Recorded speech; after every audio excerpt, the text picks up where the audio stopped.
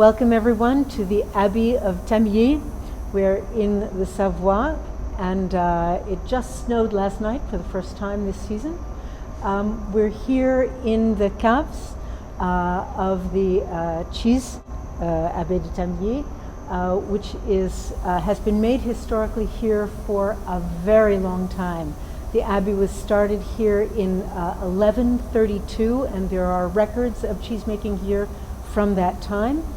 The cheese has been made here more or less continuously. After the French Revolution, the monks were chased out of the abbey, but they managed to come back in about 1860 and started to make cheese again.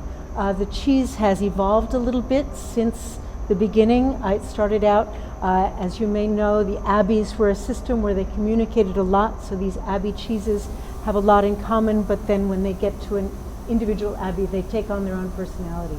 So they brought the recipe for Saint-Paulin from that monastery here, but then they transformed it because the tastes here are a little bit different, so they adapted the recipe, and now it's much more like a reblochon. In fact, we are in the reblochon AOP zone, and so the monks follow a lot of the reblochon cahier des charges, the specifications that are required for that AOP, although this does not have that AOP, it's an independent cheese. The milk is not made by the monks, but the cheese is made by the monks. They collect the milk from 6 farms nearby. That it's Abondance and Tantez, which are the classic breeds from this region.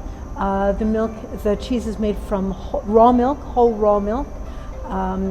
And it's interesting, we were just in the dairy. There's a lot of mechanization that's been put in terms of molding the cheeses because there just aren't enough monks, and also because there's not a lot of space.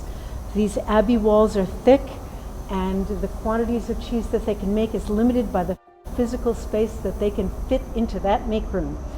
The cheeses are, once they're unmolded, they are brought into this first cave, where they're given every 3 days. They're given a bath, so they're washed with pure salt water.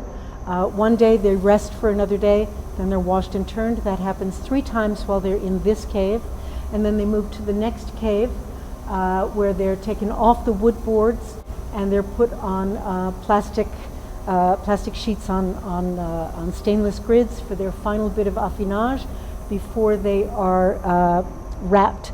The total affinage period is about 20 days. During this time, the rind develops a lovely yellow, golden hue with a very fine covering of a white blanket over it.